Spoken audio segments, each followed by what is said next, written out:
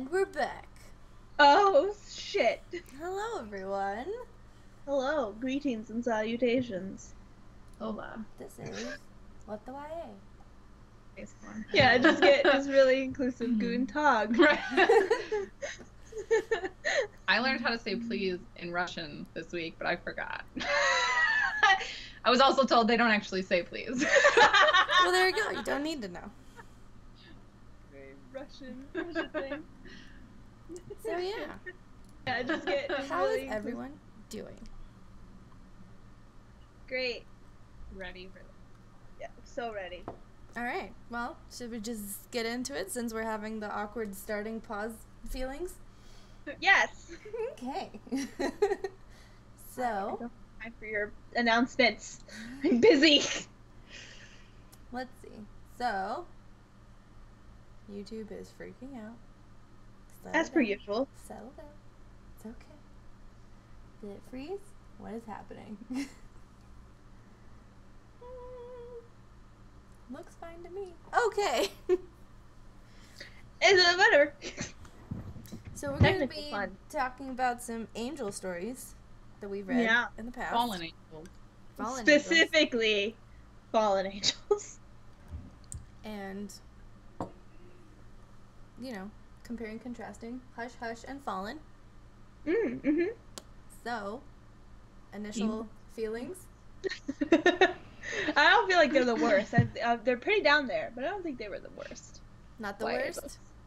Yeah, they were bad, but I feel like there's a worse one out there somewhere.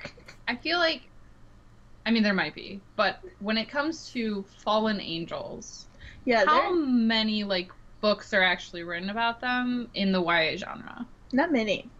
Not that I can think of. I mean, I think more so now, because, like, these aren't recent. No, No, but they're it's also I don't. 2009 and what was Fallen? I think don't remember. I think Fallen 6. Yeah, it was 2006. So like they're pretty close in age. So like. But that was still like almost 10 years ago. So Yeah, but I feel like Over 10 that was years around ago. like I the can math. surgence of that was like around that time, like in that time frame, like a bunch of books. But there's also a lot coming out now, which I'm wondering if they're more accurate / just better. Just in generally general. on better. Not as shitty as that one. Who knows? Who knows? I kind of don't want to pick up a Fallen Angel book ever again. No, I will not. I'm kind of like I mean, good. I I'm will, done with because it. that's my Mine. thing. But yeah, no, but it's like now I'm gonna just be scared. Like I'm gonna have that voice back in my head that's like, remember how bad Fallen and Hush Hush were? But Don't that do had, it but that had Don't- nothing to do with the actual concept of fallen angels. True, you're not wrong. You're not wrong. It's was not just the approached concept. poorly. Yeah. Yes. Because I guess you could give that argument. Like, I still like reading vampire books and fantasy novels, and there's a lot of bad ones of those. So, like, who knows? There's an argument to, like, keep going, and there's an argument to stop, obviously. Just stop. Just stop. I mean, I think it's more so avoid those authors than these types of stories. Yeah, I think that's good. That's good. That's a good. Yeah. Yes. Don't stop. So, in comparing both of them, would we say one is better than the other?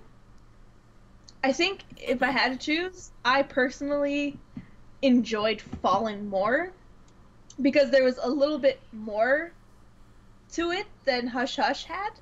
Like, In what it's way? it's really weird because like I felt like Hush Hush was just nothing, and then it gave you something at the end.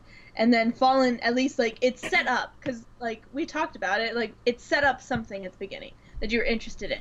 It never follows through on it at all, No. but at least set up something Set to up like something. pique your interest. it You're did. like, It "Hey, did. You see this cool concept over here that could be cool? You should probably go somewhere else to find it. Basically, it was just like because like Hush Hush had like the prologue, which is cool with Chauncey, but that just Flew out the window. like that, More. and then it was just dead air for So long. ever, for so long. But with Fallen, they set up their mystery with Trevor exploding in a fiery death. It was a lot more interesting. Yeah. And their prologue, I think, also was a bit more interesting because you could see the connection between, what was his name, Daniel, and... They didn't use names, which was cool. Yeah. Because you're like, who is this mysterious Yeah, but you person? could, like, even though they didn't use names, you could still pick up on, like, who these people were. I know, but I like, thought it was just cool that they didn't. Yeah. They were like, we don't even need to use their names because you're going to know who it is. Yeah, exactly, yeah. And then because of that, because of what happened in that prologue, you were interested to know what was going to happen with, what is the girl's name in Fallen? Nora. No, Nope, that that's is my Hush. bad. Lucy. Lucy. I kept, like, in my head, I was like, Nora. I'm like, no, it's not. That's the one you always forget. I know. Just like, why is that one the one I'm remembering? But, like, because of that, like, when you meet Daniel, and then there is that weird connection that Lucy has with him, but then that amazing introduction of Daniel, you're still, like, tied into the book. And then it becomes kind of dead air for a little while. Yeah, I think, but at least set up better. Yeah, that intro was more concerned with, like, the main character, too, whereas Hush Hush, that prologue wasn't connected to Nora at all. It wasn't. She's like, here's something that happened forever ago. Okay, We won't talk about it again until the end. Yeah. Yep. You'll pick up that Patch is the dude in there, but you won't know who Chauncey is. Yeah. Because who's named Chauncey now? Again, bring Chauncey back. Come on, please. For the love of God, make that a name that someone is named. I want to meet a Chauncey so bad. Maybe It's I like think a goal. I think you're gonna have to be the one to do that because I don't think anyone else is going to. Yeah, maybe if I get a dog, I'll name him Chauncey. There you go. We'll make it a dog name. Must be a small dog. Be named Chauncey. Come here, Chauncey. Like a super loud small dog. I'm really loud. So my parents' dog. It's go. Marshall. Oh, Oh, Marshall. Anyways. So, Yeah, I think of the two, I think Fallen has like a bit of an edge in that regard. Okay. What about romance-wise? Which one I feel is like worse? Which one's better? Are they both just terrible things that we should forget? I feel like the romance is bad in both. Yeah, they were both like not healthy relationships at all. Yeah. Like Even then, Daniel like, and oh, no. Lucy were super hot and cold. Well, he was at least Yeah, super hot super and hot cold and with her. Cam is seriously a psychopath, and then like Patch, I forgot about Cam. Patch is just like this. Like, oh, that was so unhealthy. That's like yeah, mental abuse almost. yeah, absolutely. Like, But it's like and they're like in the moments, especially in Hush Hush, when the moments when they're trying to build this sexual tension between them, it never hit. It always just felt weird and uncomfortable. Felt forced, and like the main character girl didn't understand what was happening, so that just made it more awkward and What's your plot? uncomfortable. no one remembers these characters' names than me. Why? That's like the other thing is like they're such unmemorable characters. Yeah, they're and, not like super interesting or anything. No, they become important in later books, in like the series. Like that's the thing that I hate about. In both of the books, though, like yeah. supposedly it gets better. It gets Well, I mean, I read all the Hush Hush books. Yeah. But I know it. if you're a good writer, the beginning should be Right. as good as the rest of it. You shouldn't have to spend an entire book building up. Not only a character, but a fucking storyline that never actually hits. The first book should be able to be its own story within. Yep. Should the stand alone. cover. If you just read that one, it should be some sort of satisfactory ending, plot, romance, anything. Right. Should have a clear, distinct, like, it shouldn't have to be, oh, it gets better if you just keep going, because that's why I like stopped watching TV series. Yeah, that's why I stopped watching Parks and Rec, because everyone's like, oh, it gets better in the second season. Like, I don't have time to sit through the entire first I felt the season. same way. We watched like the first episode or two, and I was like, eh. And I've seen enough gifs of Parks and Rec to know like all the good shit that happens. Yeah. So It is fine. a good TV series. Yeah, and it's like the same with The Office. It's like I've seen enough of it in gift form that I've watched every episode of The Office because like it's so much 100 better. Well, it's like I can't be bothered to care anymore. But Jim and Pam. I understand. I know I'm getting a lot of hate for not it's wanting fine. to watch The We're Office. losing viewers. I'm just kidding. But it's just like like it's like that thing. But like with Parks and Rec, it was that way. It's like it gets so good, and it's like I understand that it gets so good, but like it shouldn't have to be. It gets so good. It should be already. It should be like, this is amazing. You should watch it. Yeah. Like right away. No, that's not how that works. Why it's not how not? that's be. But it's just like the relationships and like the romance in Fallen was also just really weird. So it was just weird because like Daniel was hot and cold, so it just made you feel uncomfortable, and like Lucy is like drawn to him because of reasons. So like Yep. you feel for her confusion, but it's like at the same time like I don't like Daniel, and then Cam just made you uncomfortable. Yeah, like I think the first encounter I was like, okay, is this like the other dude? Yeah. Like the other one? And I was like, okay, There's cool. always a love triangle. Yeah. Always a love triangle. There's always two boys. And I was like, well, given what Daniel just did, maybe I like Cam better. But then it's like, nope. And then like, I like anyone. that was like something that I kind of liked, is like they set up that Lucy is drawn to Daniel and like feels like she's supposed to know him and supposed to love him, and then he like just basically does a horrible thing, and it was hilarious. And then Cam is right there to be like this like knight in shining armor, so it's like even though he's like too perfectly like right there, which sets up like this weird like, okay, we should be cautious of this character. Exactly. He's too perfect. So it sets up this more interesting love triangle, and then it just kind of it's like the first few chapters were good. Yeah. And then it got into like actually building on the lore, and then getting into the mystery of it, which is the fact that they're fallen angels, which we know, but Lucy doesn't know because Lucy's an idiot. So it's just like once it gets to that point, and I think that happens with the other book too, with Hush Hush. Yeah, I was like with Hush Hush, like Elliot is like again this knight in shining armor too. He's like really nice, and he wants to like protect her. And he comes in conveniently. Yes. As like as Nora is going through this like weird trauma of trying to pick. Who is it? Yeah. What's her name? The other bitch. I don't know. But like he comes into the picture just as like she's struggling with her emotions towards Patch, and then it's once the books start delving into the actual fallen angel mystery portion of it that everything kind of fumbles. Yeah, it's like they know how to do the setup of the romance, but not the ending of a romance, and not how to set up any actual outside plot. At all. I just liked how you just like delicately moved over, and you're like, oh god. Like, it bugs me so much that all these romance novels don't have any plot other than we love each other, and everything about the story has to be about trying to do this together. Right. But we can't because it's forbidden for some reason. There's something that's keeping us apart, and we can't be together, but we have to overcome it. Teen love is always forbidden. I mean, that's not like she's not wrong. It's not like that's totally wrong. Yeah. That's the instance in almost every book. Yeah. Teen love, like someone is upset about the relationship somewhere in there, and they're going to try to keep you apart, whether it's a friend, a parent, or a godly force, or both of your families that are warring. Oh yeah.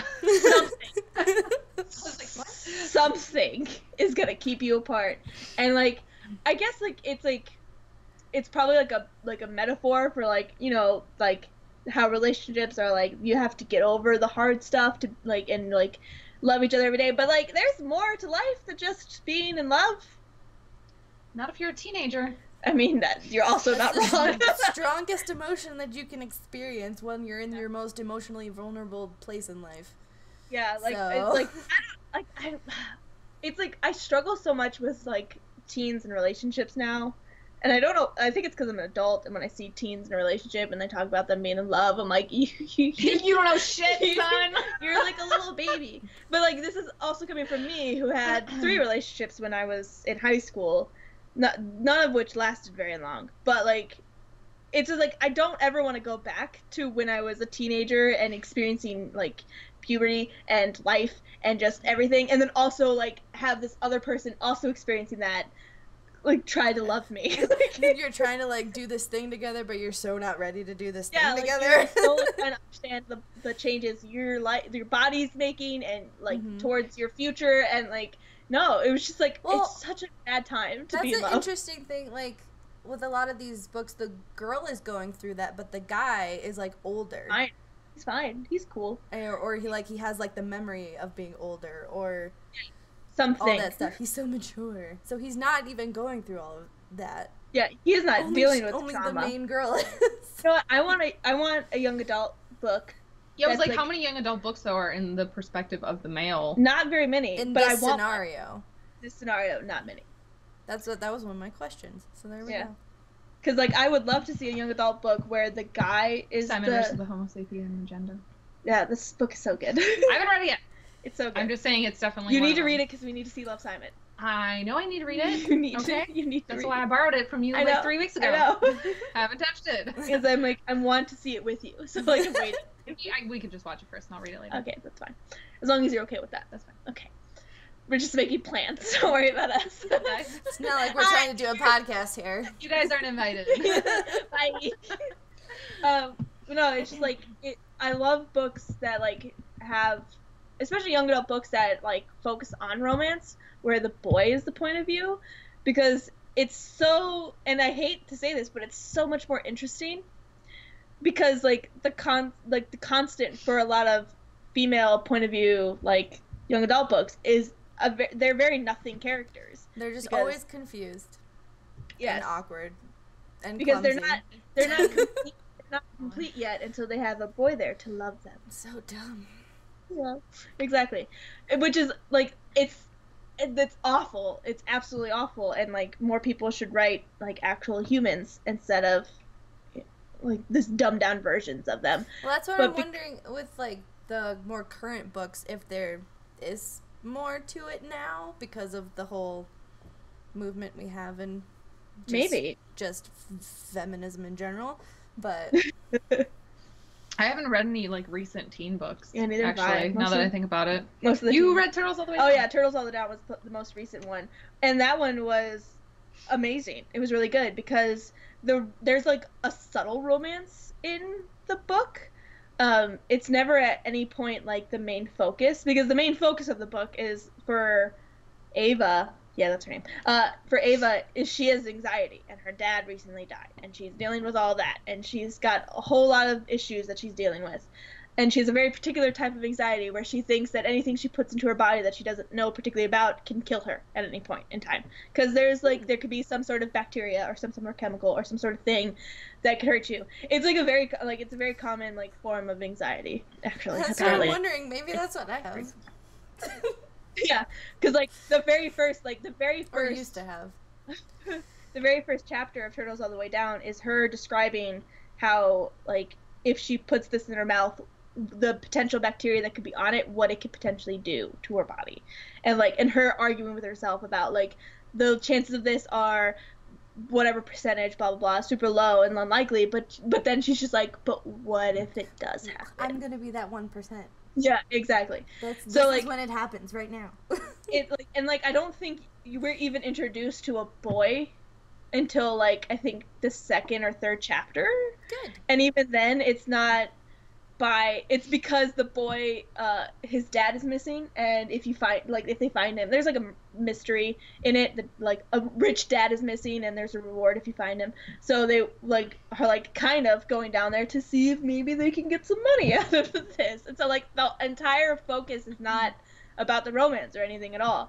The romance doesn't come in until like another like 6 or so chapters later. So it's just like it's so subtle and it's so like little, and they don't even get together in the end. So it's just like it's just ruin the book. It's whatever. Who cares? That's not the point of the book. It's not the point. The romance is the point. Right, sorry. That's not good. But it like that's the thing, and like it doesn't spoil the book because it's like that's not the point of the book. Like I didn't spoil like what actually happens because there's an actual plot that is more important. Does it have to do with turtles? No, actually. There's no turtles in this book. No, there's not a single turtle. The Turtles All the Way Down is a reference to a saying about how the Earth is actually a turtle in space. You. And then underneath that turtle is riding on top of a turtle with another world. And then it's like, and the saying is like, oh no, it's turtles all the way down. So there's just like a turtle, like all the way down. There's infinite universes, which I guess is a fun way to explain like alternate universes and like parallel universes and stuff. There's just turtles on top of turtles. Yeah, just turtles on top of turtles. But like that's the most recent young adult book that I've read, and it was super well because it was written by John Green, and I'm a huge fan of John Green, and like, yeah, you're fine. And like it's hit like in The Fault in Our Stars was the first book that he wrote in a girl's point of view. The other 3 that he has written are in boys' point of views. So to see that he could come out of writing from a boy's point of view to a girl's point of view is like shows that like you can write a like an authentic girl character and not be a girl. Because okay, the whole thing is you're not writing a gender, you're writing a person. A person, yeah. You're supposed to write a person. Like I write guy characters more than I write girl characters. Yeah. I don't know why. They're super fun. Most of the girl characters I write are more guy-ish, I guess you could say. But I don't know if that's because their interests are more guy-ish or because they are actually full-fledged characters and they just feel guy-ish because they're not so focused on a relationship. Love. In the distance. That's all I need to be a whole human. No. It's just like it bothers me so much that if like certain like some of these books, if like it's like should be an exercise now. If like you should try to read a book, or if you're gonna write a book, if you start to write it like as like if the character is a boy, like is the character one-dimensional or not? Because I feel like if you wrote a story about a boy who all he wanted to do was love, it would just get just shit on immensely. It would not be a bestseller at all. Yeah. But because this is as a girl's point of view and girls feed into this garbage, like, it does so fucking well. Yeah. Because like imagine Harry Potter if Harry was like that. Oh my god. Like it would not have done anything. Harry Potter also like started when he was 11. Exactly. He's not looking for love. But like imagine if Harry like if it was like if it started when he was like 14. Harriet Potter.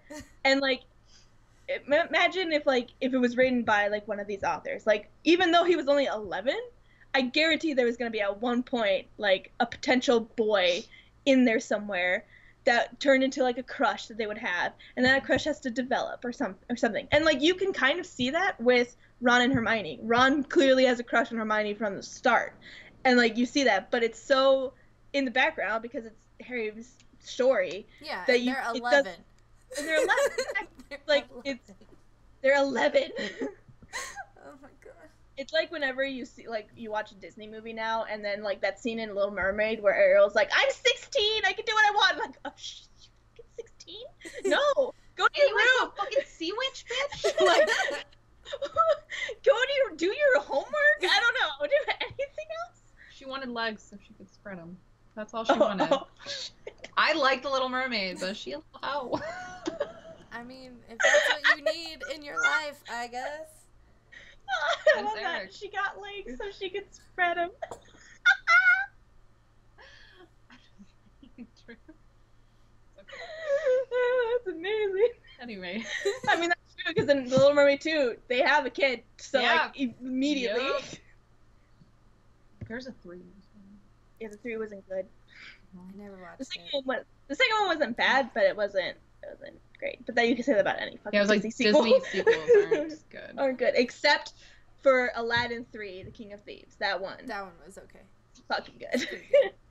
They made a comeback. Like they had like an actually good plot with the whole dad thing, and it was cool. Yeah, the dad thing. There was plot. Plot is the thing. You need a plot. Yeah, as long as you have a plot, you're good.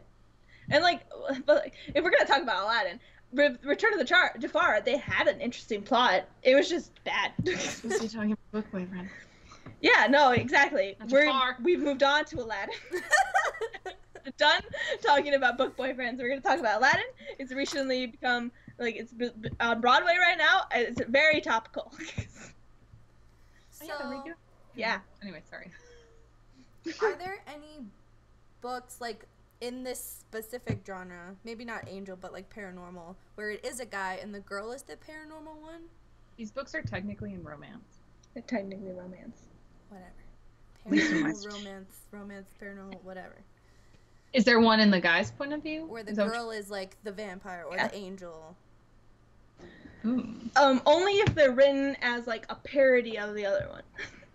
Because like there was like Midnight Sun, which was the spin-off of Twilight, which was Twilight in Edward's point of view.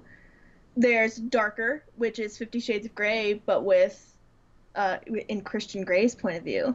So it's literally like the only time I ever like remember it is if it's like because of like the other book. So I think it would be interesting. Like you could still keep the girl point of view, but she's like the angel going after a human dude. That would be cool. Let's write it. I haven't. Yeah, I was like, I don't. I'm like trying to think. I'm like, I can't like actively. What's that weird like Vampire Academy book series? Is that that one back here? Sure. You mean is that ladies? The greatest? That's the girl. Oh, what? You mean the fucking best? The one that helped me get over Twilight? What are you talking about? I mean, which everyone shits on because the movie was bad, but you can't judge the movie by the book. The movie's bad. I thought I read the first two, but it gets. I don't remember. They're not like that. They're not like the best, but they're better than really Twilight. Good. Because we read them shortly after Twilight. Okay. So like it was like, oh, it was so much better. Just like a different world, and then to go into plot. Yeah, plot. But like girl power. I have it. Fucking girl power all the goddamn way. Was she the vampire? She was, but she was also romancing another vampire. Oh, okay. Because she was the Dampier, which is half vampire, half human. And then her best friend was full vampire, but not the evil kind. And then she was royalty. She was royalty. And then the guy she was actively trying to romance was also a Dampier. Teacher. But yeah. Ooh, scandal. What? But they weren't that far apart in age. Yeah, it still made it like weird. So like, but they also like. It's fine. You don't need to explain it to me. Yeah. I was just trying to. It has plot because there's like this whole royal thing, and then there's like everyone's trying to kill the friend, and there's all these things and visions, death. There's more to it than because like. Even though, like, because Rose, the main girl in Vampire Academy, she's attracted to Dimitri a lot, because Dimitri is just hot. Like, that, like, I think the first thing she says about him, like, shit, he's hot. He's like, he's gonna, like, bring me in, but at least he's cute. Like, alright, I'll take it. So, like, we immediately know that she thinks he's attractive, and that's fine. And he's, but, like, put off by her. Yes. He's like, the stoic kind, but he's like, He has a very thick Russian accent. Nice. He's cool. He wears dusters, like those long like trench coats and stuff. Yeah, he's cool. He's a cool dude. But like the romance for that series also builds over those books. It's not like the romance doesn't happen like cover to cover. Okay. It's like they're like they express at the end their mutual attraction to each other, but they understand that they cannot be together because of their age difference, and their duties. And, like, their duties, because they're both guarding, their duties. Because they're both the guardian for Lisa, Rose's best friend. But if Dimitri cares too much about Rose, then if anything happens to Lisa, he'll jump in front of Rose before jumping in front of Lisa. So they have this, like, thing, they understand that they can't have, like, this connect, like, they can't do it. Their love is too strong. Yeah, it's great. It's great. But, like, it builds over the books, so you kind of watch. Obviously things go wrong. Yeah, go horribly wrong. Also, I've expressed to, I know I've expressed it to you, but I don't know if I've expressed it to you, but Rochelle Mead is one of the best writers of twists that I don't see coming. Twists. Yeah, like, just like, because like, I've gotten pretty good at calling the twist, because they're usually not a twist anymore. Fuck it. It's a light bend. Yeah, it's like a slight bend. It's just like, we're going this way now. Yeah, instead of like, whoa! Yeah. But like, Rochelle Mead is so good at twists that I do not like ever see coming at all. Like in the fourth book, there's like a massive twist that like reveals like what's been happening. I'm like, what the, you can do that? And it's just like, that's like goals. It's like to be at that level. Yeah. And like I talk about the spin-off series, what's it called? Bloodlines. Yeah. There it is. Nailed it. I got it. I was like, it starts with blood. Don't remember the other word. But that follows like a sect of them, and then one human girl who is introduced in the original series as like food. No, not food. She's an alchemist. They're people who like they're a secret society that make sure the vampires aren't discovered. Whatever. Nice. Yeah, it's interesting. But they also abhor vampires. They do not like them at all. Hate them. They hate magic. They hate everything. There's magic also in the book. Because But so then you get this girl who is not comfortable around vampires, having to be around vampires because of a reason, and it's so much more interesting. And like there's also a love story there too, but again, it builds over time, and it is much more subtle, and it's not the only thing that matters in the entire fucking book. Mm-hmm. And it's like it's just like, you know, it's not, they're not as good, and I think that's because Sydney as a point of like as a narrator is way different from Rose as a narrator, because like Rose I could only picks read up the on first chapter. Yeah, it's very well. It's I like it's very, Sydney is fine, but like the whole setup threw me off. It's so contrived and stupid. Yeah, it's weird, but it gets really good. I'm just like, really? This like, is the next book? Like, this is what we're doing. This is the only way we're gonna be able to do this. But it builds over time. Instead of like, and like how we say like it gets better with the with the series, but like this one actually like they start off good and then it just like keeps building into like a better version of itself. That's good. Because the first book is actually, it does have like even a romantic payoff because of a spell that is cast on the two romantic leads. Mm-hmm. So it does have kind of a like, payoff. You have that like payoff moment, but it's like not but they're meant not to together. be. Yeah, together. They don't get together. Mm-hmm. It's just like I just wish young adult books could be like that more. Like if you're gonna be in school, understand that you're in school. Yeah, like, I can do that. Yeah, no one. I'll read them for you. We're trying so hard. I can barely write a paragraph now. It's okay. It's okay. I can't see, so I was like, I'm just gonna touch whatever the closest thing is to you. It's a little awkward. It's fine. Just touch your boob. It's fine. It's fine. We're live, guys. We're live. It's fine. It's fine. It's fine. But no, it's just like, it's with these ones, it's like, because with, like, if we're going to use Vampire Academy, that would be a fun book series to read, even though we've already read them, to have her read them and see how she feels about them. Because it is a young adult series that we both really loved and enjoyed, and we still think to this day is really good. So it would be nice to do a series on this podcast that is actually genuinely good. That we like? That we like. Instead of just bashing books constantly. Yeah. Because if you thought Patch was hot when you read Hush Hush, you'll think Dimitri's hot. I mean, I think I remember Dimitri, because again, I'm almost positive I read the first book. But it was a really long time ago, which is why I don't remember. Yes. Yeah, Dimitri is shit. He's But that he's name nice. Sounds familiar. Sounds sexy. Sounds Russian. Check. I am on board.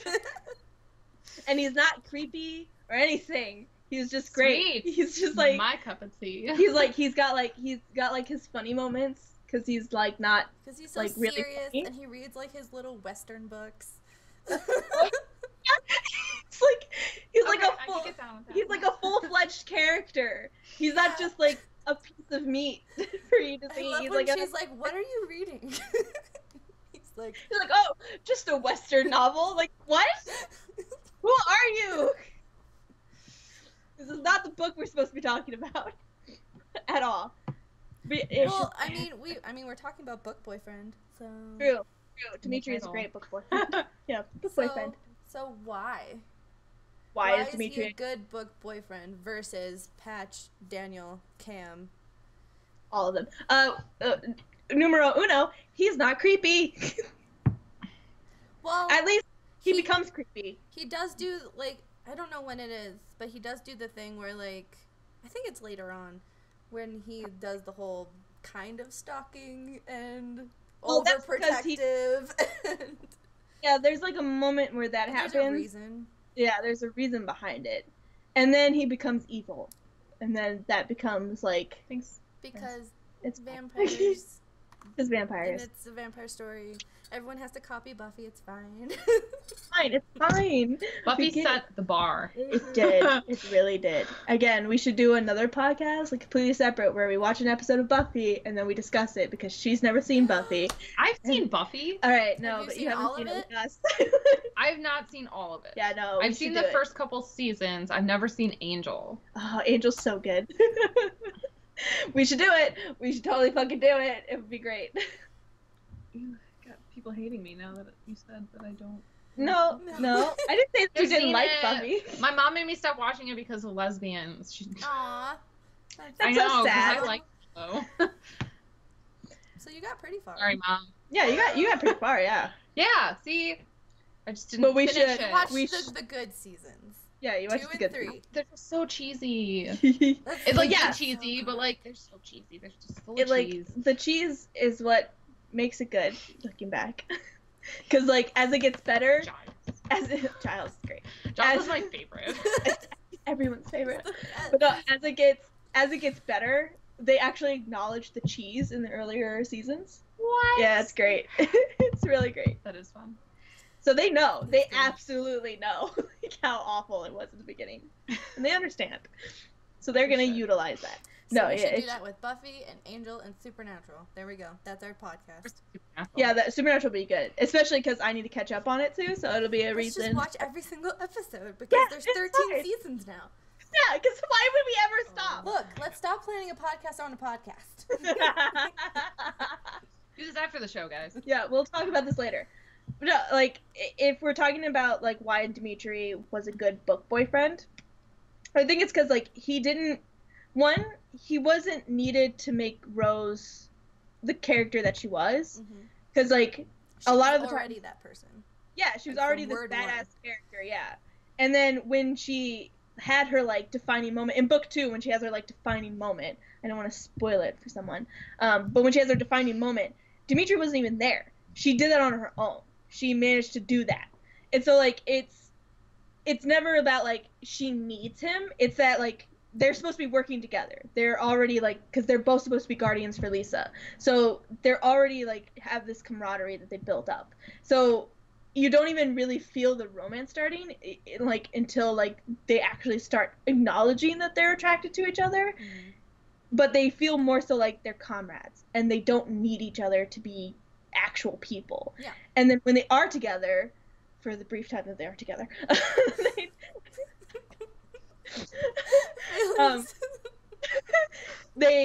it's not about like it's not about the relationship. It's about making sure that they're still there for Lisa. Like they still know their duty and they still know that this relationship isn't everything to us. We have other things. Like Rose is still so connected to Lisa because obviously reasons. And like she's always going to be more aware of Lisa than she will ever be of Dimitri. So there's already going to be this divide that keeps them from ever being so wholly like reliant on each other. They're so independent of each other. And that's important. And that's relationships is what that's supposed to be. You're two individual people who come together to become two individual people who hang out all the time. That's a quote. Put that on a shirt, kids. There you go. You can have that one. Appreciate it. But it's just like, it's because of that. Like, he doesn't make her feel uncomfortable, and if he ever does make her uncomfortable, he apologizes. Yeah. Because he's a polite dude. And like, Russian. And he's the Russian. He's very Russian. And it's just like, their relationship. He never says please. It's fine. Yeah, it's fine. I like how we started this with like you talking about a Russian word that you knew. Learned. I forgot. Learned and then forgot, and then it all came I'm gonna back. have to ask him again. But like, it's just like their relationship doesn't feel. I think it's the whole like independence of each other that feels, and when they come together, it feels natural. Like they were like slowly move towards each other, as opposed to, like, there was obviously that immediate attraction to each other, but like everyone knows that that's just lust, and you can't build a relationship off of lust. It's love is very different. And then like they slowly built love for each other as from working together and being together and enjoying each other's company, like normal relationships move. The progression of it felt nicer and a lot less abrupt. And it didn't have any of that weight of like, oh, we're fated to be together. Yeah, or because they like, weren't at all. Yeah. So you don't they kept trying to not be together. You don't have that weird anxiety of like, well, are we together because we're fated to be together, or are we together because we actually like each other? Like, yeah. And it's like the things that were keeping them apart were each other's own like decisions. Like this is not independence in life, which feels more natural than some otherworldly thing that's giving. Because even though this book is set in a different like world where the vampires exist, I mean that could be our world, who knows? But like in this world where vampires exist and like there's an entire fucking royal family and like all kinds of other shit, it still like had realness in it and realness in the relationships of it. Like even though there's so much paranormal and weirdness to it, it was real. The relationship part was real. Like it happened naturally and normally, and it felt much more relatable. So it didn't feel weird. Because if you're going to have a supernatural entity anywhere in a book, any paranormal, you need to make sure it's grounded in realness. And the way to ground that realness is with how humans interact, well, how the people interact with each other. And, like, you could give the argument, like, who knows how supernatural beings really interact with each other? But at the same time, like... If you're writing for humans. Yeah, if you're writing for humans, let's just go with kind of act like humans. They have some human characteristics. They've been existing around humans long enough. Maybe they picked up on a couple things. I don't know. Do vampires go to the movies? I don't know. Let's write a story where that happens, please. That sounds amazing. Vampires just going to the movies? Yeah, just hanging out. Yeah, that's all they do. But but without having that, like, I think they tried to like these books try to like ground the weirdness by making the main character so human. And by making her so human, they made her boring and uninteresting. Nora was really boring. Yeah, Nora was very boring. She had all these interesting things that Patch knew about her, but we never saw that. She never did it. He just told us that was the case. Yeah, like with Rose, like right from the first chapter, you see her doing something that she doesn't like doing. She doesn't like doing it. She doesn't want to do, but she has to do it. You see her actually trying to like escape and like continue her illegal activities. Yeah. Like she's doing all of these like physical like. She's immediately shown as a character who's not generally someone you should like. Making plans. She's the bad girl. Yeah. Cats don't like her. Yeah, cats do not like her at all. And then Lisa, who is like the like opposite coin of her, who's like this like ungodly beautiful creature who is just sweet and kind to all things, and it's just like their connection is super interesting and cool, and their friendship is what builds we're saying is you should read Vampire Academy and not these books. Yeah. That's what, if you want a paranormal book that's good, Vampire Academy, it's pretty good. It's pretty fucking good. And I wonder if that's because Rochelle Mead got her start writing adult books. Probably. And then wrote Vampire Academy? Well, that's another thing, because, like, these feel like, what's the word? When you're wish fulfillment. Yeah. Rather than, like, Vampire Academy feels like an actual complete story that's, you don't really feel like Rochelle thinks she's Rose. Because Rose is the entire Rose. Yeah, Rose is just Rose. Whereas, like, Nora and Lucy are blank enough where it's like you could put yourself in their shoes, but they make such stupid decisions that it's like, I don't want to be in their shoes. I don't want to be this stupid. I would. It's when you get wouldn't be anywhere near this place. That's when you get me, like, reading a book, and then they do something stupid, and then just me going, like, I hate you so much. Like, I just, like, have to disconnect myself from the point of view and, like, get out of it. Just, like, why are you guys like this? Why are you doing this to me? And I know there are people who actually are like that, so it's like... Yeah, but how much of that are they, like... writing a naive young girl, or are they writing a wish fulfillment thing with a blank character? It's so hard to tell. Well, like, I feel like there's a difference between being naive and being a nothing character. Because, like, you could still write a full character who just also happens to not know much about the world and have them be authentically a real person. But these don't feel like, because it doesn't feel like they're naive at all. Like, I feel like they know what. Because they're supposed to be smart. Yeah, they're supposed to be smart, because they mention it so many thousands of times, how smart they are. Like, in Hush Hush, Nora talks about how she needs to pass, because she gotta get into a good school, so she's fucking super smart. Yeah, but there's a difference between being book smart in school and being, like, smart. You're right. That's Brittany. Absolutely. That's the definition of Brittany. The world.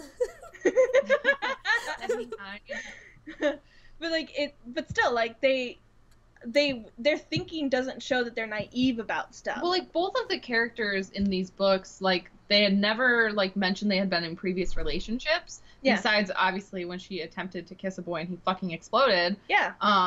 Yeah, and, like, wasn't Nora, like, she had never been in a relationship before? I believe she was saving herself. Yeah, like, she wasn't interested in anyone at school. And they mentioned that a couple times in the beginning, I do believe. Yeah, I think so. So, I mean, could it just be, like, that's what they said, just so them looking stupid wasn't, like, but they could still pick up on things happening around them. But, like, even, I mean, like, well, Pat's fucked with Nora's head. Yeah. That's true. Nora does have a little bit of an argument in that her memories are a little fucked, because Patch kind of fucked them a little bit.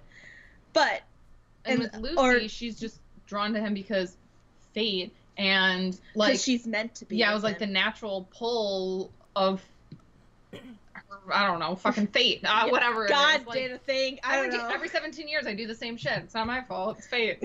Like, take some fucking control of your life, Lucy.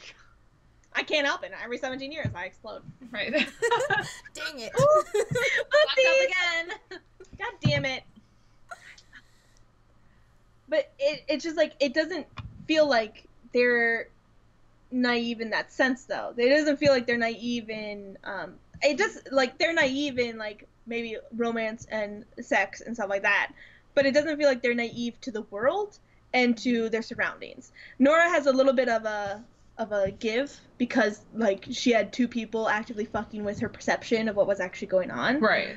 But she still had, just that's just bad writing. Yeah, that's just bad writing. That could have been implemented so much cooler. I'm still so upset about that.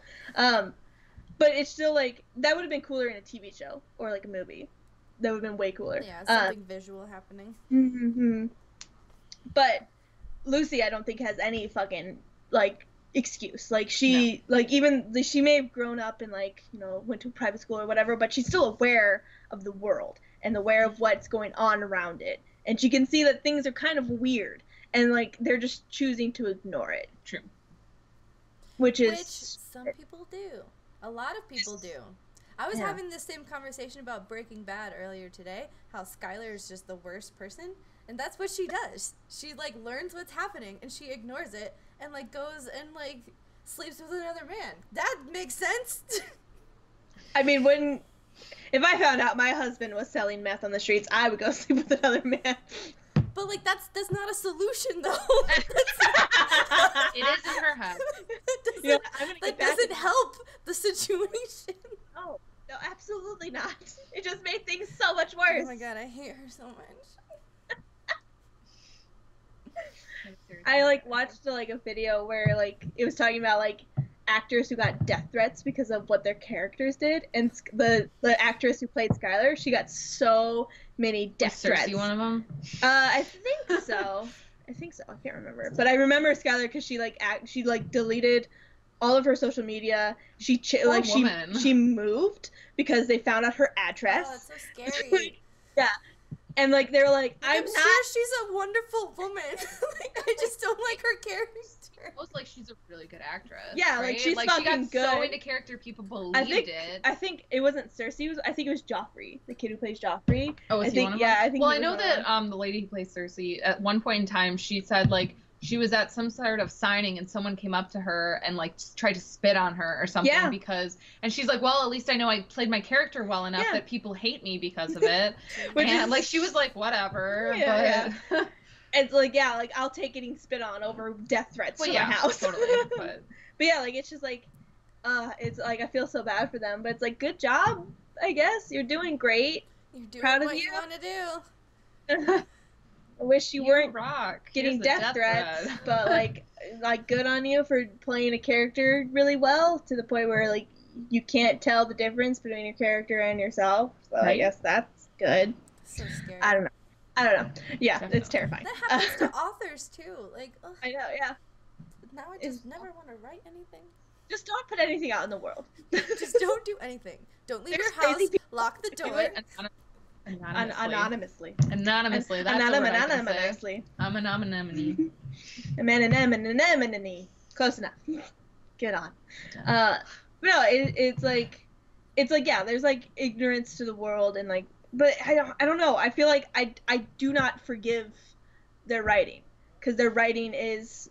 It doesn't. The writing's bad, yeah. Yeah, the writing's bad. Yeah. But like, I don't think.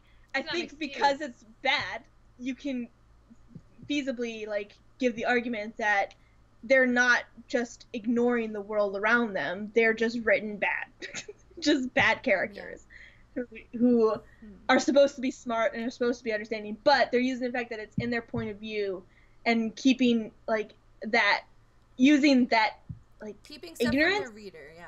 Yeah, basically, but stuff that their reader has already picked up on because it's in the synopsis of the book. So, like, you can't do that. You need to bring that stuff up quick.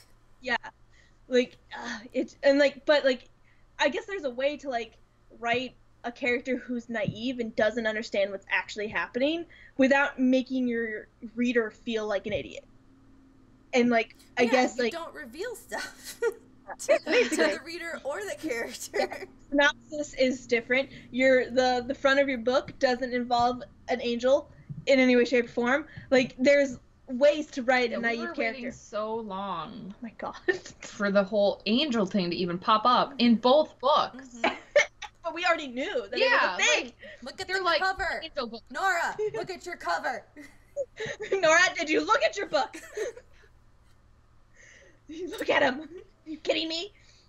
But, and Fallen has like a little bit of leeway because the cover of it is just Lucy crying in a ball gown. Oh god! But on the back of it, it talks about being a fallen, and like you can pick the word fallen. Yeah, and it's called Fallen. Like, are you? It's called Fallen. Okay, well, to go back to Buffy, we find out the vampire slayer. No, I know, but. We know that Angel is a vampire right away. She doesn't find out until, like, almost the end of season 1. Right. I mean, his name is Angel, not vampire. She has a good argument. She's a fucking genius.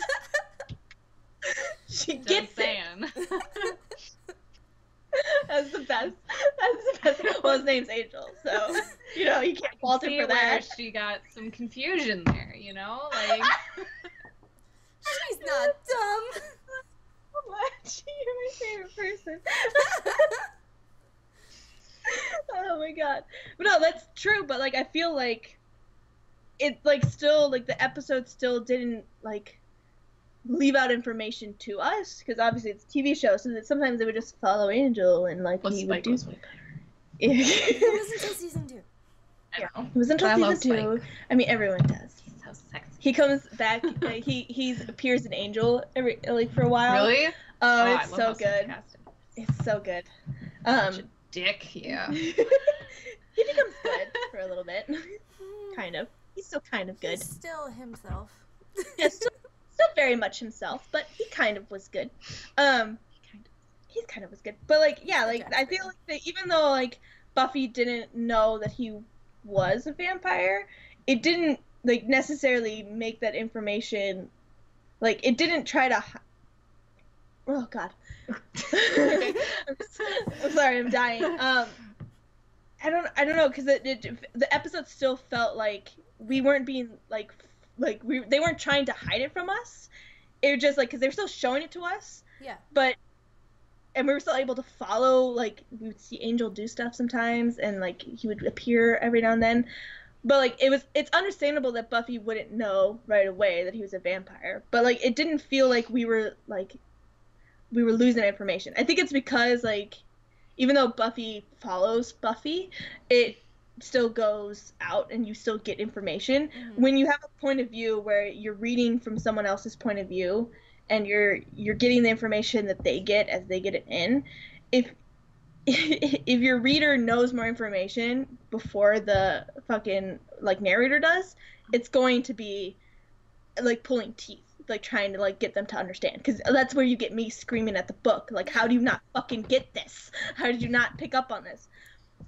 But with Buffy, it's like we're not inside Buffy's head, we're outside, we're looking into her world, so that information doesn't feel like it's it feels more like we're excited for her to find out, rather than why haven't you figured this out yet? Yeah, it's more like, oh my god, when she finds out he's a vampire, what is she gonna do? Is she gonna kill him? It's like,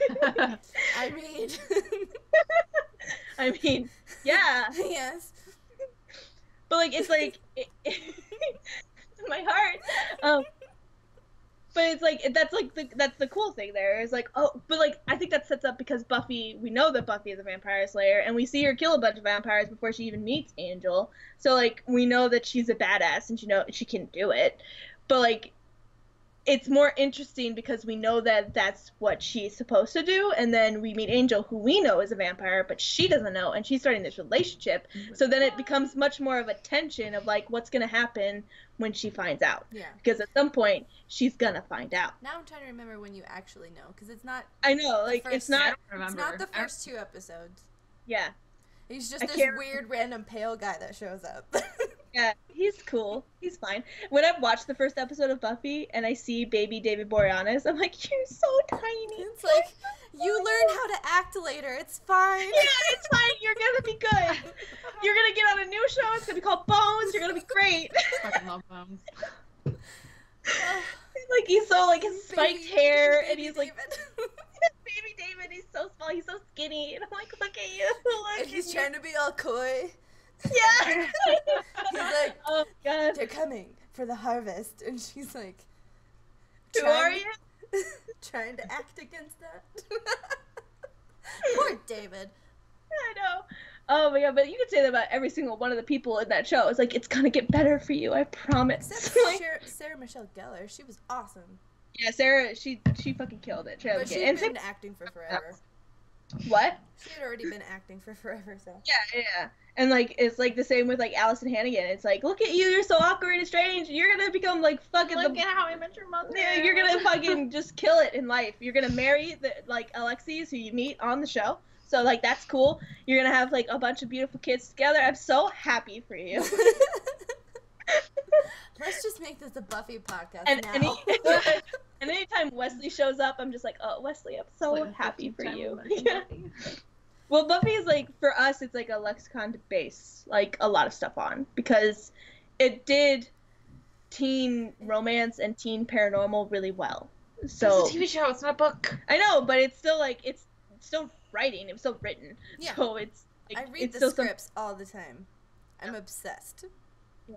Do you really? Yeah, she does. Oh, I was like, are you just being... No, she really does. In my spare time. Pretty much anything that Joss Whedon has written. I try to study the writing. Oh, okay. So. Oh my... Sure. It's like, right, okay. Okay, Brittany. Look, we already established that I don't have a, like, reality isn't my thing, so. That's why I'm her friend. I can be that You're not person. Real. Yeah, I'm not real. That would make make sense. of both of your guys' imaginations. That would be weird. That would be weird. That'd be crazy. But yeah, it's just like, Buffy was just like, for us, it was like a show that got us into, like, the paranormal world. Right. So for us, and it was right around the same time as Twilight. Yeah. Charmed was what did it for me. Oh, Charmed was so good. I get into that one. I watched it with my mother. I watched Buffy with my mother. Yeah. Different moms. Yeah, very different moms. I watched Buffy with my mother. You watched everything with your mother, Brittany. Look. It's fine. We found Marty Casey together. It was beautiful. That was the same summer. found my Marty Casey CD, and I was like, fuck yes! Like, I'm popping this into my stereo. Who's Marty Casey? He's a musician. He was on, like, a reality show. And he got he was, like, second place. Yeah. Not first. I understand why he didn't get it. It's probably good that he didn't get it, but still.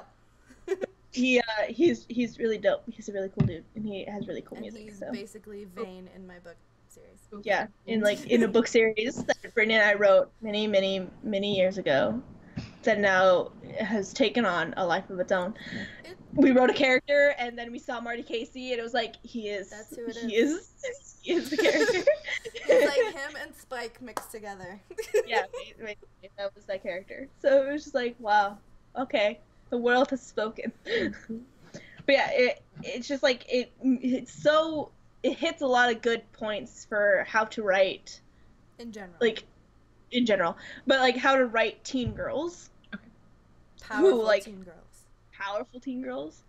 Because Joss Whedon is really good at writing. They're still dealing with the whole emotions and school and all this stuff, but they're also saving the world and they're surviving. Yeah. Somehow.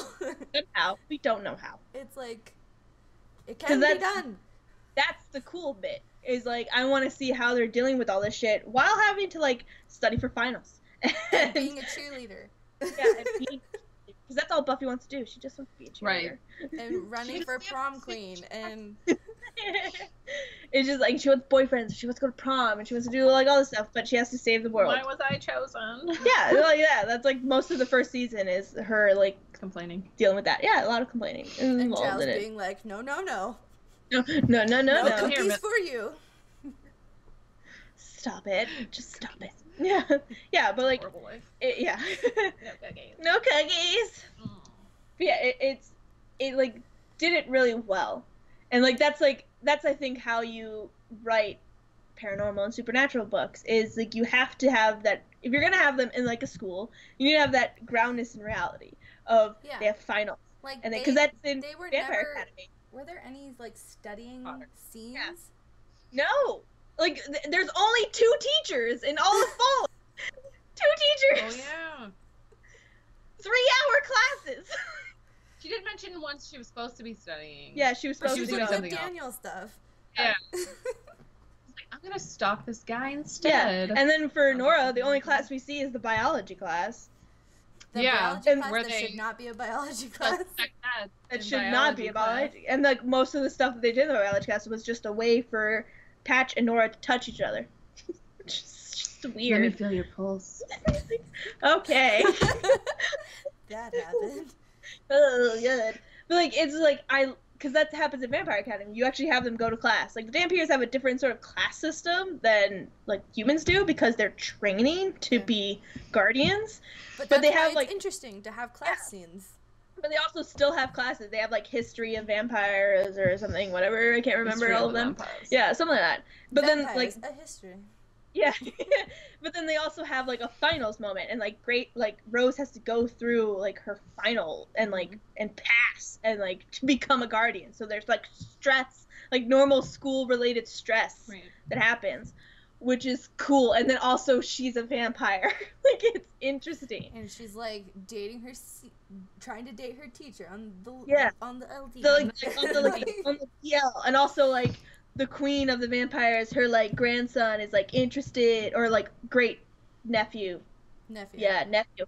He's like interested in her, but like he's also like got like the same thing that Lisa's got. And Spike thing. Yeah, she has there's a love triangle in it too. But Adrian has because Adrian appears in Bloodlines. He's like a prominent figure in Bloodlines. His character arc because you meet him in Frostbite, the second Vampire Academy book. His character development from Frostbite through all of Vampire Academy through Bloodlines is amazing. It's like the best character development of all time. It's like Zuko in Avatar: The Last Airbender levels of character development. It's just like, yes, I'm here for character development, and yes, I'm here to hug you. I'm so proud of you. I'm so happy for your life and everything. But it's just like that's interesting when you implement like real life shit, human shit into like not actual human shit, but like when when you put like real human related things into a supernatural paranormal book, it's so much more interesting, because then the weirdness comes from the fact that they're a supernatural thing dealing with these normal things as well, and how they cope with that stuff. Yeah. And instead, it's all a metaphor. Yeah, it's a metaphor. That's what writing is. Writers. Wait for watching. Maybe. Maybe one day. Maybe one day. Hi, peace. Put up. But it's just like upsetting that nothing of that related thing happens in these books, because like Fallen takes place inside of a school. Like, it's in a school. Creepy school that they never explain. So, we talked about this kind of last time, but like, why are they so popular? like they're like bestsellers, right? Right. Yeah. Well, we Googled what made a bestseller, and a bestseller is like you have to have a certain amount of sales within the first week of release. So like these books, so there's books that are amazing. Well, it depends. That's true. Because Love, Simon's currently on the bestseller teen list, and that wasn't made this year. That was made a while ago. True. Actually. Yeah, it was made a while ago.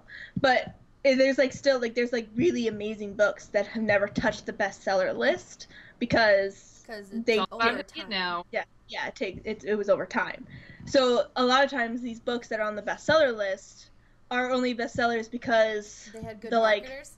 The marketing for it. Like, a lot of YouTuber books are on as bestsellers because they get their fan base to pre-order, which warranted. Some of them are worth a bestseller, but like some of them not really. Like, I love all of them, but like not really meant to be a bestseller. But like, I'm proud of you, just like I guess. A cool thing.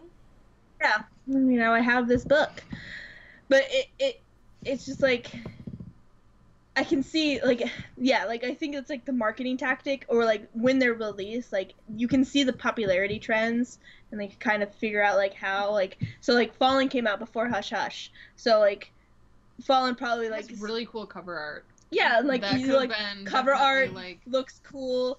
Also, like, you buy the book first, and then you fucking read it. Yeah, exactly.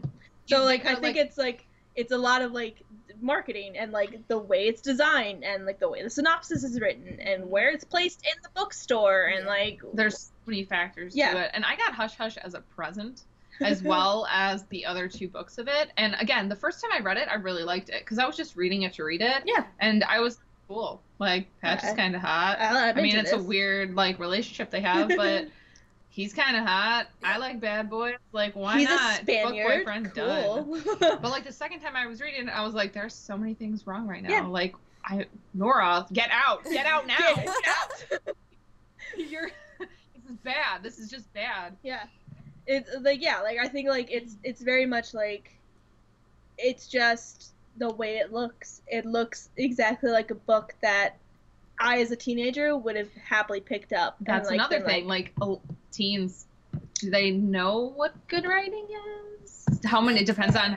How, do they care? Do they care? Are they just in it for like the story? Like, they're like me. I'm just like, hey, he's hot. Sure. I'm into hot boys. I made him hot in my head. There wasn't like a huge description, but well, that's an interesting point too, because it's like, how much is it like the reader's responsibility to like find content that is like healthy and good and truthful, but or should it be on the authors that are writing it?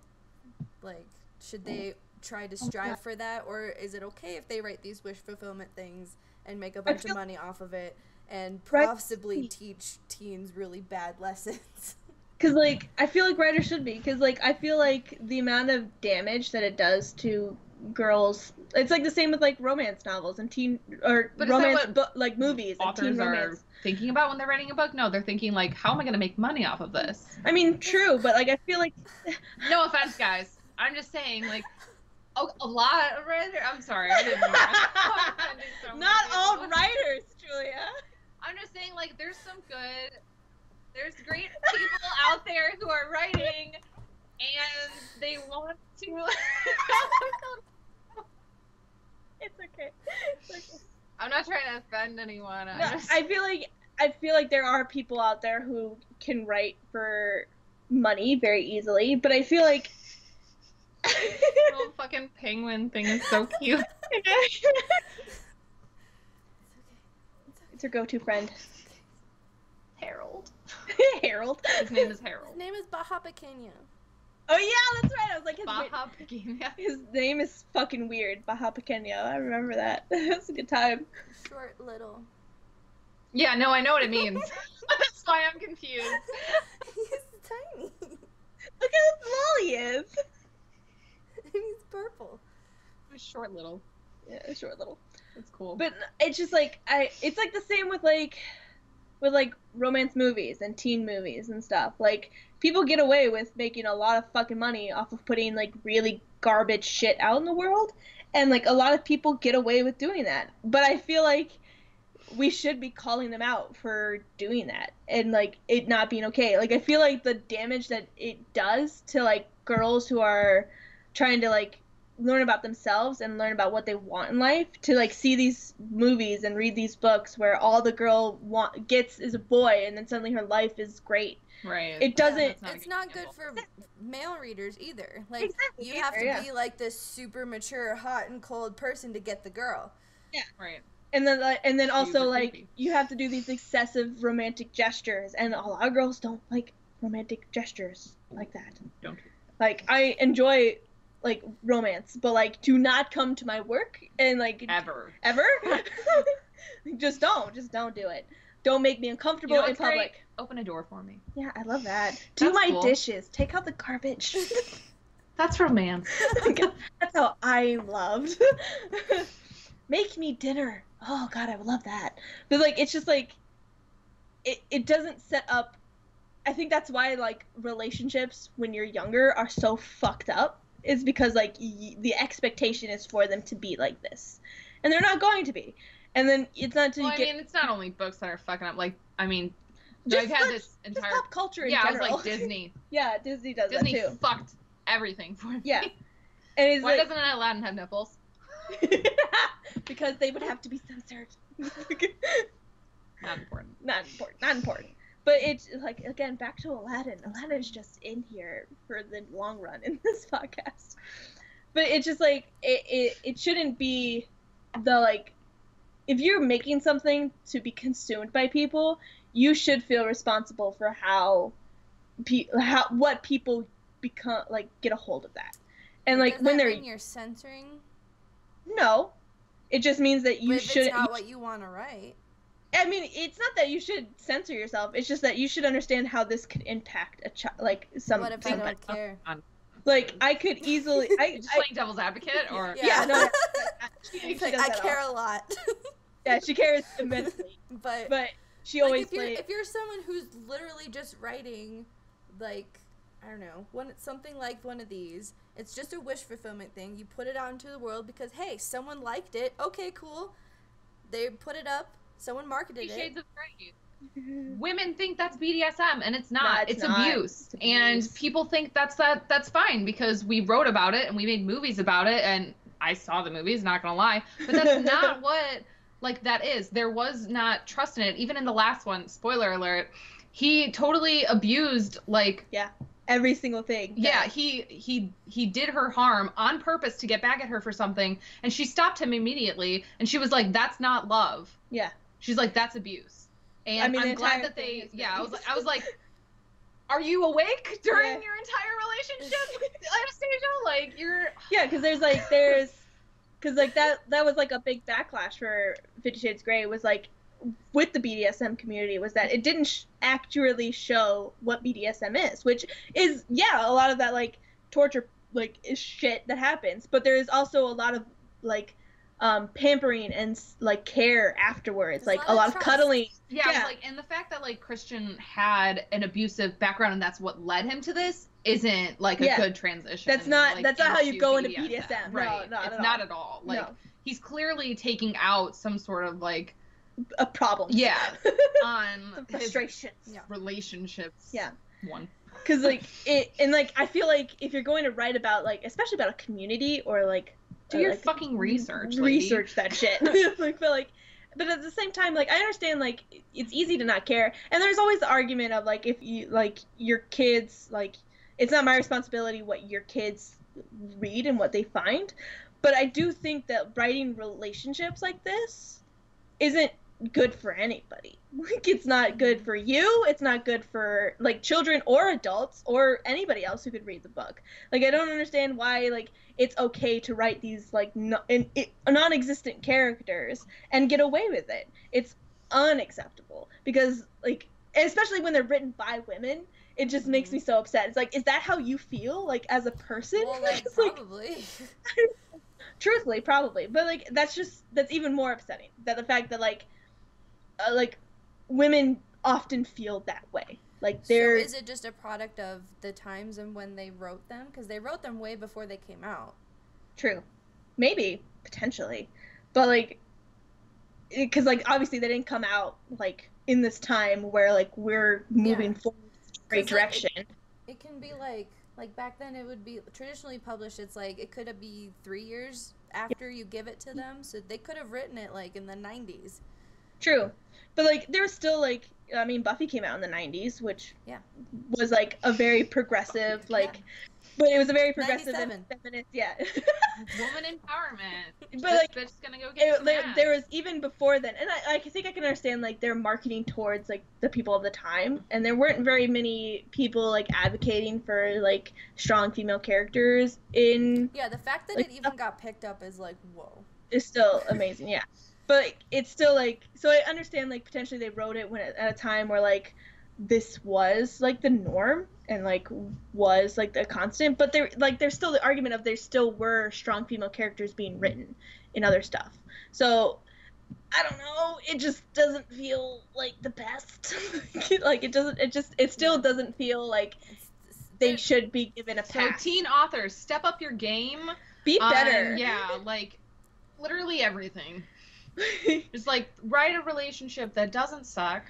Yeah. That isn't crap. That's just, don't spoon feed us crap that we're supposed to believe. I like that. Yeah, please. Because, like, I like, there's, like, a thing where, like, you shouldn't write yourself into a book, but it's always a good basis to, like, put yourself into the situation and how you would react and how you would do things and what would make, and then why would you react that way? What about you made you react that way?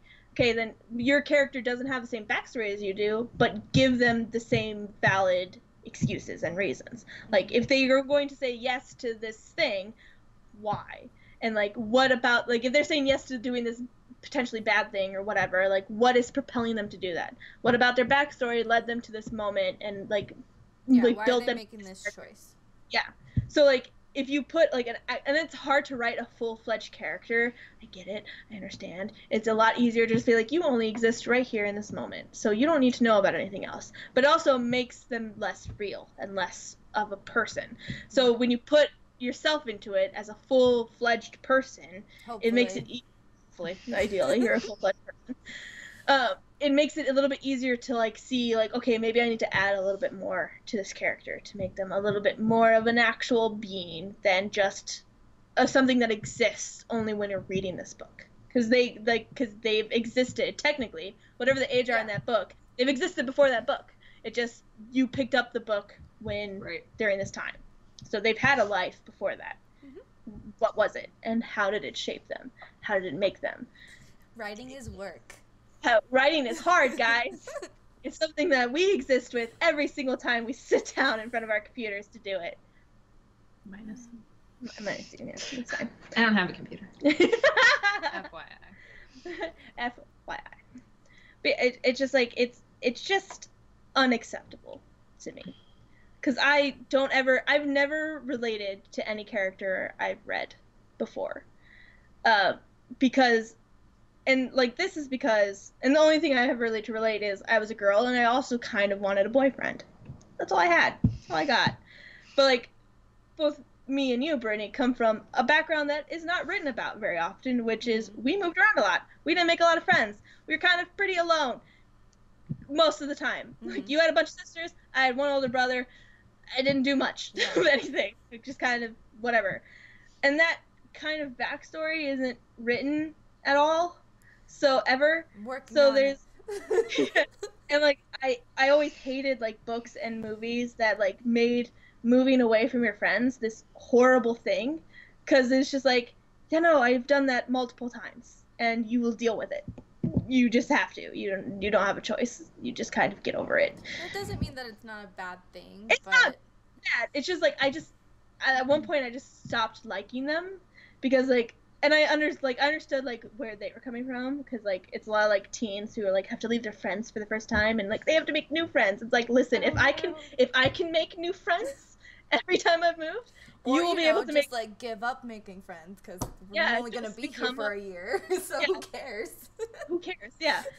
But it just like it just always bothered me, and like the first time that I ever like fully felt connected to like a proper character was reading Turtles All the Way Down, because she had an actual problem that I related to, which was anxiety and having your brain turn against you, and really make you feel like you weren't capable of being like a full like a person, because you were just debilitated by this thing in your brain. And it was the first time that like I like cried so much during the book. Nothing really sad happens in that book, but I cried so much because I understood so much of what was happening. Yeah. And like I don't relate to half of the characters that I read about, because they're not people. They're just paper. But like I felt so connected to Ava that I cried. Way to go, John Green. Kill her. A round of applause for John I've never Green. read John Green, actually. Now that I think his books are good reads. You will cry. You will cry. Okay. I've only listened to Looking for Alaska, which I have issues with, but whatever. Yeah. We can do that one as a podcast, because that one is like a weird divisive book, and I've never read it, so I can be like it'll be interesting. Thing. But yeah, so it's just like, one of these days. and like I cried during a lot of books, but usually in moments where you're supposed to cry, like sad, and like when Sirius died. Book 5. Yeah, like Sirius died in book 5 of Harry Potter. Like that was an emotional time. I cried during the ending of The Fault in Our Stars, because that was really sad. And like there's like sad stuff that happens, but I've never cried exclusively because like I understood a character so well. And like it just shows you like the powerful, like if you write a full-fledged character, the connection that you can have with your readers is so much greater than if you write paper. And so I feel like, don't write paper, guys. Yeah, don't write paper. So I feel like it's like you can do this like concept of just like a nothing character to insert yourself into, but I feel like that does such a disservice, because you can make a very powerful character who people can relate to a lot better and a lot more. Like I share nothing with Buffy about our lives, but I understand her because she's a teenage girl, and I was once a teenage girl, and I understood that like sometimes things don't go the way that you want it. And you know, like the reason I didn't have a boyfriend is not because I had to fight vampires after school. It was because I went home after school and didn't do anything afterwards. But like I still understood like it was kind of lame. But it was like I understood like, you know, like I wanted a boyfriend too, and I didn't have one, so like I like related to her on that, and like we had nothing else in common from that, but I still feel like such a powerful connection to Buffy even to this day. So I felt more connected to Willow and Xander. Yeah, I felt connected. I think every person who watched Buffy felt connected to Willow. her transformation, full-fledged like badass witch, was like the coolest thing ever. And it was just like, yes, you can be cool. You can be cool. You were really lame, and you can be cool. And then evil, it's fine. It's fine. It's fine. I think everyone goes through their evil phase. Everyone it's goes okay. through their evil phase. Yeah, fine. But it's like still like it's like if you write a full characters, I think it's better for your readers than it is for. Would you say that character or plot is more important? Oh God. In this genre. In this genre? In young adult. God. Oh God. I feel like if the characters were better, the plot would be more interesting. Like no matter what it was. Like if Nora was like replaced by like Buffy, let's say. Oh my God. But it was the same. But it was the same exact plot. I think plot is more important. Yeah, I feel like at this stage the plot was more important. Well, like I don't know, cause like the plot in the plot is there. It's just nothing happens. It's there. It's like, here's this outline. It's like it's hiding somewhere, and you're just waiting for the narrator to get there. But the narrator is an idiot, so we spend a lot of time. Or they spend a whole series to get there. Yeah, they spend a lot of time digging for the outline, but the outline is like too far under the dirt. Because when we were reading the other books in the Fallen series, like the synopsis of them, it sounded interesting. Yeah, it sounded way cool. Like the first book, I feel it didn't have to really happen. Yeah, we talked about that. The first book didn't need to exist. It could have just started with the second one. Yeah.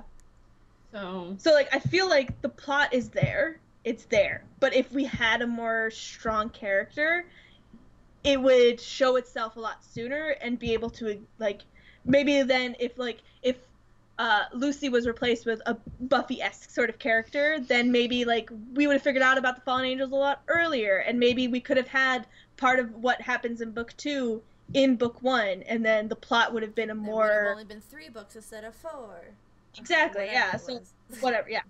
But, like, I feel like because the characters are so, like, sludgy with their, like, their movement through the plot, it means that, like, it feels like there's no plot. But there is a plot. It's just everything muddy. Happens in, like, the last 2 chapters. Exactly. And it's because... the same with Hush Hush. Yeah, and I blame that... I think that's could be blamed solely on the character. And, like, how their characters are just slow and stupid and just, like, sludgy. Don't... Yeah, and sludgy. Sludgy. New tagline. Don't be sludgy. But, like, so yeah, if you put in a character that's a bit more, like, picks up on shit, maybe, or just is a bit more understanding of the world, it moves the plot forward a lot better than these characters. Because these characters always wait for something to happen for the plot to move. They're not moving the plot forward. Something else. Like, when we find out about Daniel being, like, we find out about Daniel's, like, picture. It's Penn who finds that stuff. She's the one who finds the, like, realizes about the book and, like, stuff like that, whatever. It's all Penn. Lucy does nothing. She does nothing. She's there. She exists. So, like, if there was a character that actually, like, actively sought out that information, maybe the plot would have moved a lot better. I think that's a big thing that I think a lot of authors confuse, and I did this too. It's like, because you're told the first half of the book your character is supposed to be only reactive, and then the second half is when they become active. But just because they're being reactive doesn't mean they're not doing anything. Yeah, they're not. Yeah, like they're because, reacting to. Like, the perfect example is, like, they use Star Wars, they use Harry Potter. Like, Luke and Harry are reacting to things the entire first half and figuring things out, but they're still doing things in the world, and, like, they're still reacting. Yeah, like, Luke finds out that, like, about the Jedi, and then he starts training to be a Jedi. And then, like, the second half, actively doing anything to change the world, but he's reacting to the world so that he can do that later. And same with Harry, like, he's learned that he's the chosen one, and so he starts learning magic. He learns how to fly on a broom. He joins the Quidditch team, and then the second half of the book happens where they actively seek out Snape, and then or Quirrell. So, like, it's like you can see, like, how, like, you can have a reactionary character but still does stuff to move the plot along. These characters in Hush Hush and Fallen don't move the plot along. Other characters around them move the plot along. They're just along for the ride. And that's way different. It's reactionary, sure, but it's, like, not... Even in Twilight, Bella did more. She was actually Googling vampire pretty early on. She at least Googled something. She at least tried. Like, when she started to pick up on the weirdness, she actively sought out some information. Not much happened after that, but at least she did something. She did something. It's important. But, like, these girls don't do anything. No, don't do anything at all. They don't even do anything for fun. And you find out that Lucy likes to swim, and that's not even until, like, halfway through the book. And you're just like, wow, Nora really? And Nora plays cello. You never see that happen. Ever. It's just, like, it's just, yeah, they're just, like, being, like, tugged along. It's like as if the plot is moving ahead with all the other characters, and then they, like, forgot about Lucy for a minute. Right. They're like, and so, like, one of them, like, ran back to grab them. And they're like, oh, sorry, come on. My bad. Like, Penn had to go run back, like, I found this book, come with me, please. Well, we're at the end. We are at the end. What's our overall... Don't write paper. Yes, and don't be sludgy. Don't be sludgy and don't write paper. God, I'm so good at quotes Academy and just Fallen or Hush Hush. Yeah, we highly recommend reading Vampire Academy and watching Buffy the Vampire Slayer. Get through the cheese and Aladdin. Don't watch Little Mermaid unless you want to be upset that a 16-year-old girl wants to really bone a human dude. So good lessons. Good lessons. Yeah, good lessons all around. No, yeah, like I think that's like the big, like, don't write paper. Don't write these one-dimensional characters. Write a human. Paper itself is two-dimensional. Okay. Thank you. Still, like, write like a full human. Yeah. Full human, not half. Full human, not a half human. Full human. Well, I mean, they could have half a body. That would be interesting. That would make them a full human. Yeah, that would make them a full human. It would have a full human backstory, that's for sure.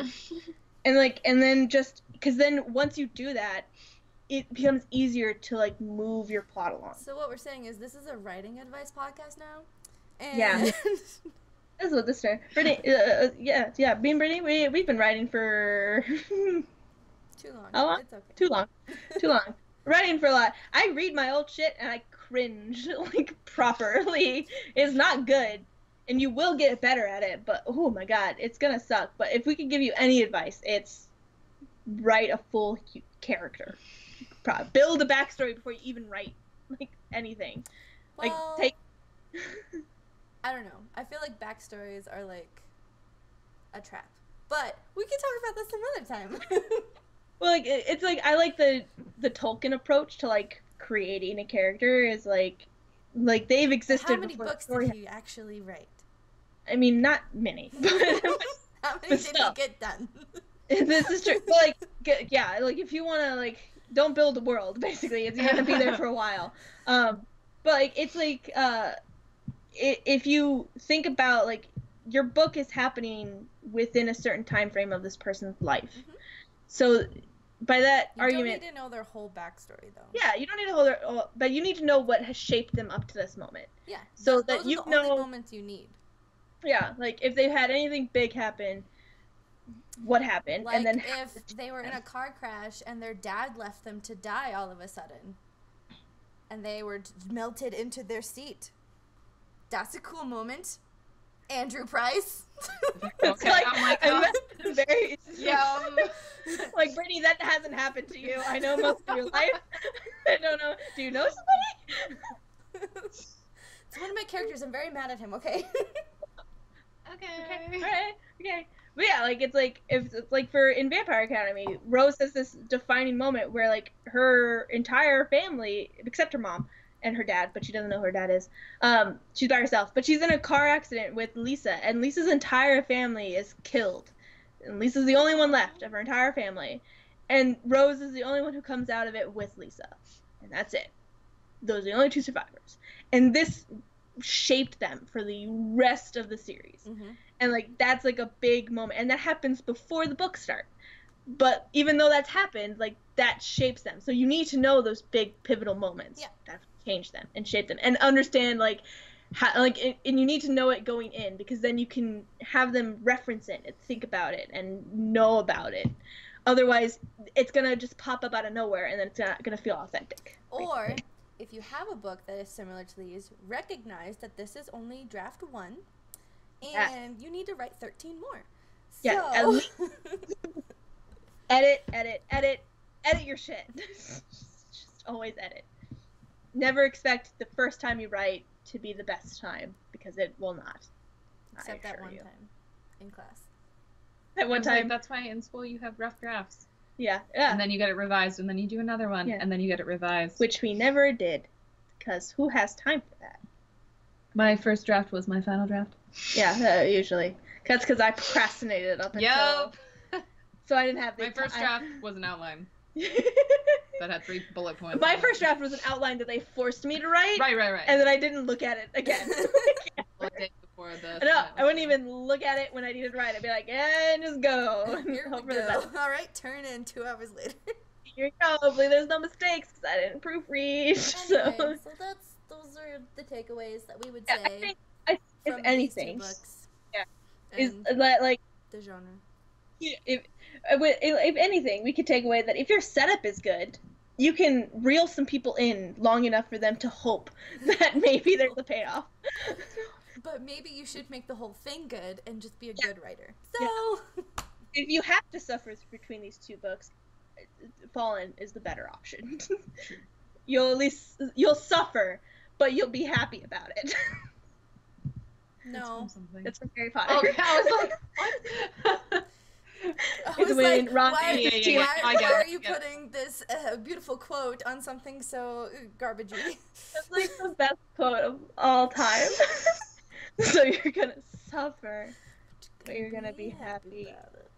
Which anyway. Ron is not wrong about like that. Like what I love about that scene, if we can just go Harry Potter tangent. No, yeah, it's like, perfect. It like he does it so well. He does it perfectly. It sets up the entire thing, and it's like, he feels like an idiot, but it's like, no, you're right. You're so right, Ron. I'm so proud of you. You can read the future. He should have just gone full on divination and just been that person. Really just put an even bigger divide between him and Hermione. Right. Alrighty. All right.